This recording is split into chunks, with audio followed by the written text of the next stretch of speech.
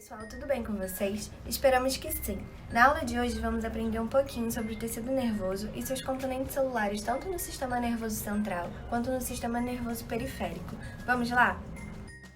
O tecido nervoso é um dos tecidos mais especializados, capaz de receber, interpretar e responder vários estímulos que se originam fora ou no interior do organismo. Ao ser estimulado, esse tecido torna-se capaz de conduzir os impulsos nervosos de maneira rápida e às vezes por distâncias relativamente grandes. As células do tecido nervoso são altamente especializadas no processamento de informações e compreende basicamente dois tipos celulares, os neurônios e as células da glia ou neuróglia, que serão o foco da nossa aula de hoje. Começando a falar dos componentes celulares do tecido nervoso, nós temos os neurônios, que são células responsáveis pela recepção e transmissão dos estímulos do meio interno e externo, permitindo a execução de respostas adequadas para a manutenção da homeostase no organismo. Os neurônios se comunicam entre si ou com células efetoras através de uma linguagem elétrica, ou seja, através de modificações de potencial de membrana. Esse assunto, entretanto, não será abordado na aula de hoje. Vamos nos atentar apenas na composição celular do tecido nervoso, tudo bem? Uma observação interessante a respeito dos neurônios é a de que a maioria não se divide, ou seja, após a diferenciação não são produzidos novos neurônios, com exceção das regiões do bulbo olfatório e do hipocampo, na qual neurônios novos são formados diariamente. A maior parte dos neurônios possui três regiões responsáveis por funções especializadas: o corpo celular, os dendritos e o axônio, e nós vamos falar sobre cada uma dessas regiões separadamente. Vamos começar pelo corpo celular dos neurônios, considerado seu centro metabólico, pois aqui ocorrem as diversas reações químicas de renovação e degradação de componentes dessa célula, além de receber estímulos através de contatos sinápticos. Essa região, de formato e tamanho muito variável, contém o núcleo e o citoplasma, onde encontramos diversas organelas. Dentre elas, destacam-se as envolvidas na síntese proteica, os ribossomos, retículo endoplasmático liso e rugoso e o complexo de Golgi.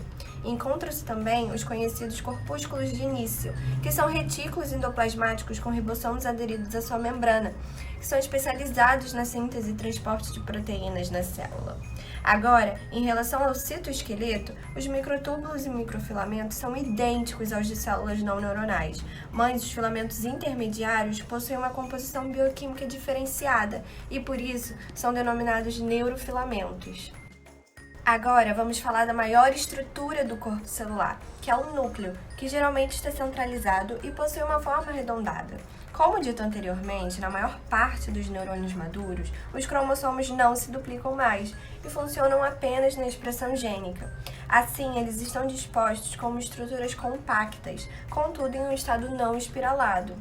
A estrutura que delimita o núcleo, o invólucro nuclear, pode ser considerado como uma parte especial do retículo endoplasmático rugoso e é contínuo com este. Além disso, ele possui uma dupla camada e poros nucleares, através dos quais materiais podem se difundir entre os meios. A próxima estrutura são os dendritos, essas pequenas ramificações que se assemelham a galhos de árvores e possuem as mesmas organelas do corpo celular.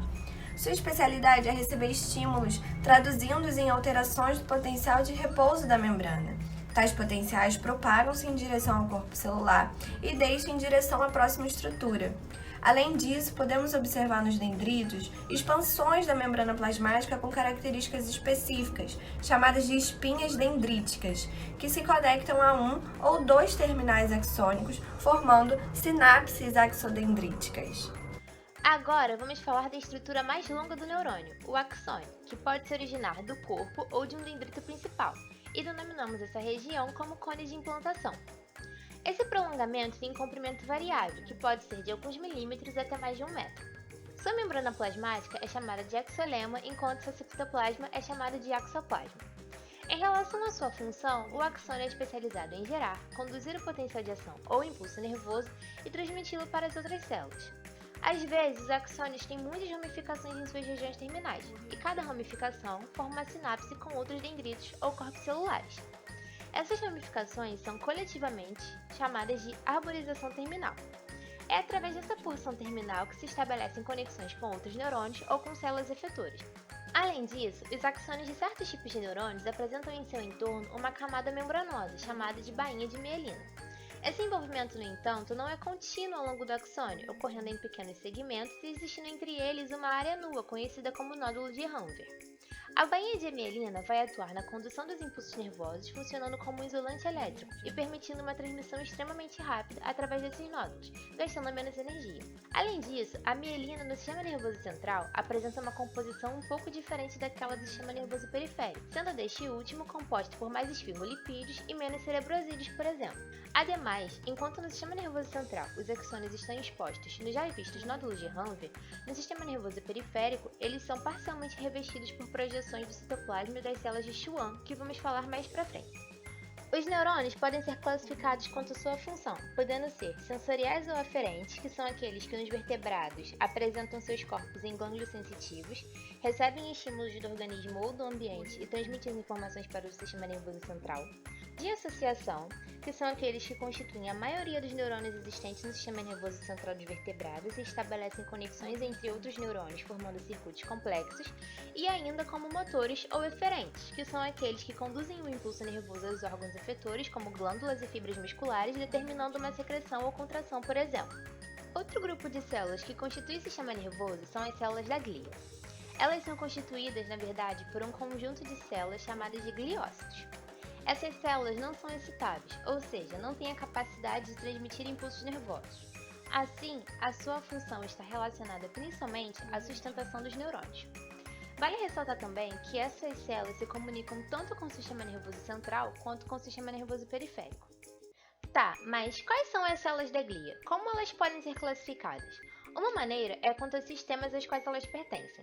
Os estrócitos, oligodendrócitos, microgliócitos e as células ependimárias estão presentes no sistema nervoso central, enquanto que as células satélites e as células de Schwann pertencem ao sistema nervoso periférico. Alguns autores ainda acreditam que essas duas últimas células são derivadas do mesmo tipo celular, apresentando então diferenças fenotípicas. Uma outra maneira de classificar essas células é entre microglia e macroglia, que compreende os estrócitos, oligodendrócitos, as células ependimárias e as células de Schwann.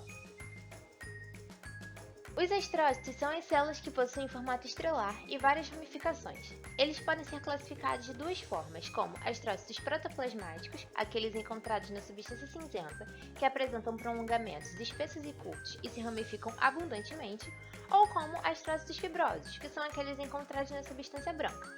Eles se ramificam um pouco e apresentam prolongamentos finos e longos. Os estrócitos são células que usam pés vasculares para poder se apoiar nos capilares sanguíneos. E embora não façam sinapse, eles têm um papel muito importante, já que são essenciais para a sobrevivência e manutenção dos neurônios, além de constituir o principal sítio de armazenagem do glicogênio no sistema nervoso central. Os estrócitos podem ainda fazer mitose ou adquirir função fagocítica em caso de lesão ou degeneração. Agora, nós vamos falar sobre o segundo tipo de célula da glia que compõe o sistema nervoso central, que são os oligodendrócitos. Eles são menores que os estrócitos e possuem poucos prolongamentos. E eles são normalmente encontrados em fileiras ao longo de fibras nervosas mielinizadas e em volta dos corpos das células nervosas. Eles não apresentam filamentos em seu citoplasma. Eles têm como função formar a bainha de mielina no sistema nervoso central e influenciam na bioquímica dos neurônios. Eles podem ainda ser classificados quanto à sua localização, em oligodendrócitos satélite, que são encontrados junto aos corpos celulares e dendritos, e oligodendrócitos fascicular, que estão juntos às fibras nervosas. Agora nós vamos falar sobre as células ependimárias. Elas provêm do neuroepitélio embrionário e também são chamadas de epêndima. Apresentam formato cuboide ou prismático, com a presença de microvilosidades e cílios, e atuam como epitélio de revestimento simples. Existem três tipos de epêndimas: os ependimócitos, que revestem os ventrículos do encéfalo e o canal central da medula espinal, os tanícitos, que revestem o assoalho do terceiro ventrículo, e as células epiteliais coroides, que cobrem a superfície dos plexos coroides. Vamos falar agora sobre os microgliócitos. Eles compõem a microglia. São pequenos e com formato irregular. Estão espalhados por todo o sistema nervoso central. Acredita-se que sua origem provém dos monócitos, as células que formam os macrófagos do nosso sistema imune, apresentando assim função fagocítica. A microglia atua, então, na remoção de células mortas, dendritos e micro-organismos invasores, e tem sua quantidade aumentada em caso de inflamação.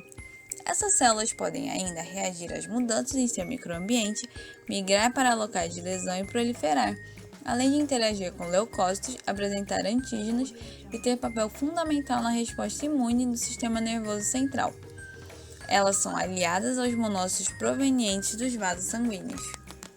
Agora nós vamos falar sobre as células da glia que compõem o sistema nervoso periférico. A primeira delas são as células satélites. Essas células são lamelares ou achatadas. Elas estão presentes nos gânglios nervosos e circundam o corpo celular dos neurônios, dos gânglios sensitivos e do sistema nervoso autônomo. Por fim, vamos falar sobre as células de Schwann. Elas apresentam núcleos ovoides e alongados. Além disso, elas envolvem os axônios, formando a bainha de mielina do sistema nervoso periférico. Em caso de injúria de nervos, elas auxiliam na regeneração das fibras nervosas, além de apresentar capacidade fagocítica e poder secretar fatores tróficos que podem desencadear a regeneração axônica. É importante lembrar que alguns autores acreditam que as células de Schwann e as células satélites são derivadas do mesmo tipo celular, mas apresentam pequenas diferenças fenotípicas. Bom, pessoal, por hoje é só. Muito obrigada pela atenção, bons estudos e um forte abraço!